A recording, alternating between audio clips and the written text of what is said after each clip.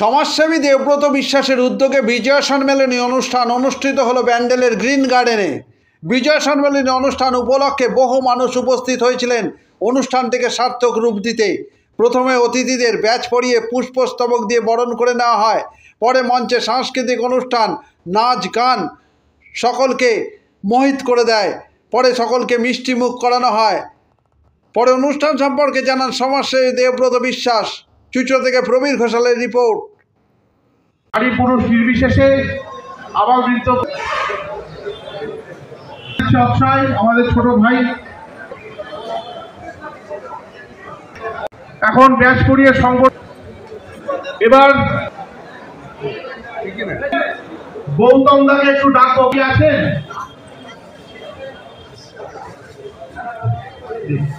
সুনীল সিং আছেন? সুনীল সিং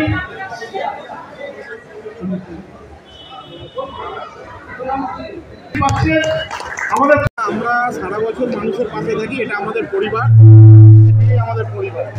এখানে সমস্ত ভারতীয় জনতা পার্টির কার্যকর্তারা রয়েছে এবং এটা আমরা কোনো পলিটিক্যাল ব্যানারে প্রোগ্রামটা করি এবং এটা আমরা সম্পূর্ণভাবে, আমরা যেহেতু একটা উত্তরবঙ্গে এরকম পরিস্থিতি রয়েছে, আমরা সকলে মিলে একটা ছোট্ট করে বিজয়া সম্মেলনীর আয়োজন করেছি এবং সাথে সাথে আগামী দিনে উত্তরবঙ্গের বন্যা দুর্গতদের জন্য আমরা রাস্তায় নেমে তাদের পাশে দাঁড়াবার চেষ্টা করব এবং সকলে দুর্গাপুজো গেল, দুর্গাপুজোর পর আমাদের যে বিজয়া সম্মেলনী হয় আমরা ছোট্ট করে করেছি, তার মধ্যে এত মানুষের সমাগম হয়েছে।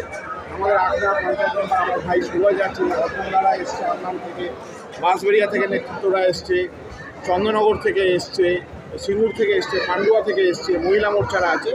তো আমরা কোনো রাজনৈতিক ব্যানারে করিনি, কিন্তু তার মধ্যেও আমরা সকলে, আমরা যারা এখানে উপস্থিত আছি সকলে ভারতীয় জনতা পার্টির কার্যকর্তা।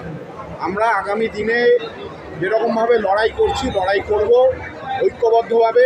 সামনে বিধানসভা নির্বাচন, তারও একটা বার্তা আমরা সকলের মধ্যে দিয়েছি এবং উত্তরবঙ্গে বন্যা দুর্গত যে পরিবারগুলো আছে তাদের প্রতি, তারা যারা প্রাণ হারিয়েছেন, যারা সদস্য হারিয়েছেন, তাদের প্রতি আমরা শোকবার্তা জানাই, শোক জ্ঞাপন করেছি এবং সাথে সাথে আমাদের বিজয় সম্মেলনীতে সবাইকে একত্রিত করে নিয়ে আমরা সকলকে নিয়ে একটা মিষ্টিমুখ পালন করার উদ্দেশ্যে আমরা সকলে এক জায়গায় হয়েছি এবং